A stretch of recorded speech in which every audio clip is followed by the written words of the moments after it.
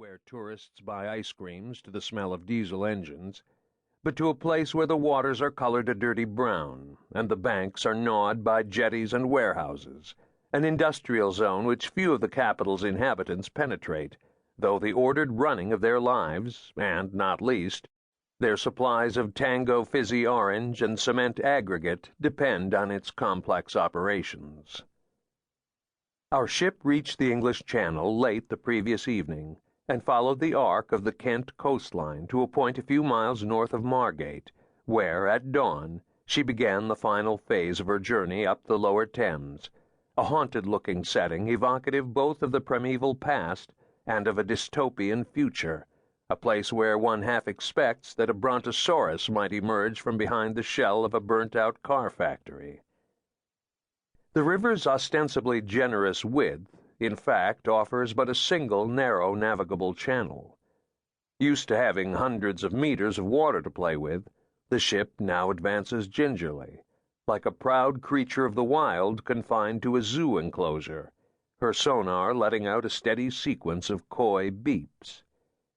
Up on the bridge, the Malaysian captain scans a nautical chart, which delineates every underwater ridge and bank from Canvey Island to Richmond, while the surrounding landscape, even where it is densest with monuments and civic buildings, looks like the terra incognita marked on the charts of early explorers. On either side of the ship, the river swirls with plastic bottles, feathers, cork, sea-smoothed planks, felt-tipped pens, and faded toys.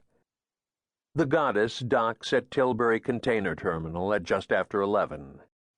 Given the trials she has undergone, she might have expected to be met by a minor dignitary or a choir singing Exultate Jubilate.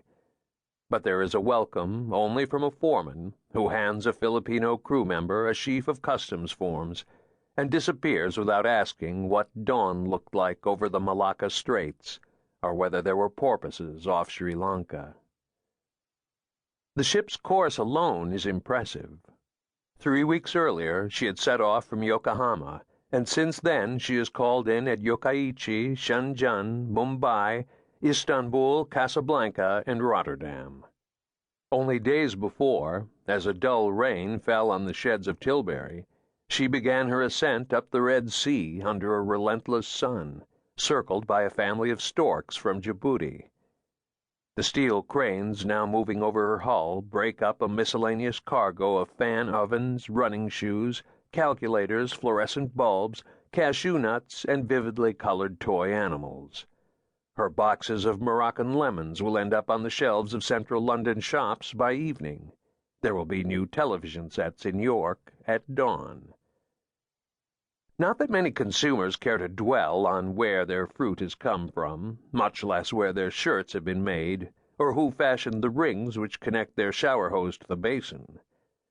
The origins and travels of our purchases remain matters of indifference, although, to the more imaginative at least, a slight dampness at the bottom of a carton, or an obscure code printed along a computer cable, may hint at processes of manufacture and transport nobler and more mysterious, more worthy of wonder and study than the very goods themselves.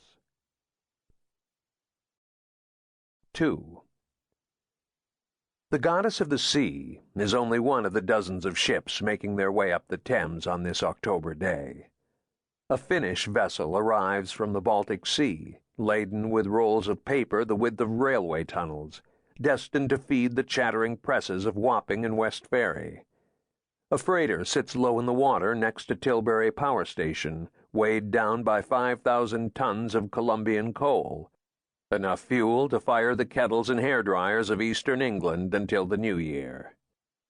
At a quayside, a car transporter opens its heavy-jawed cargo doors to admit 3,000 family saloons which have spent 20 days at sea since leaving their assembly plant at Ulsan on the Korean peninsula. These near-identical Hyundai Amicas, smelling of newly minted plastic and synthetic carpet, will bear witness to sandwich lunches and arguments, love-making and motorway songs. They will be driven to beauty spots and left to gather leaves in school car parks. A few will kill their owners. To peer inside these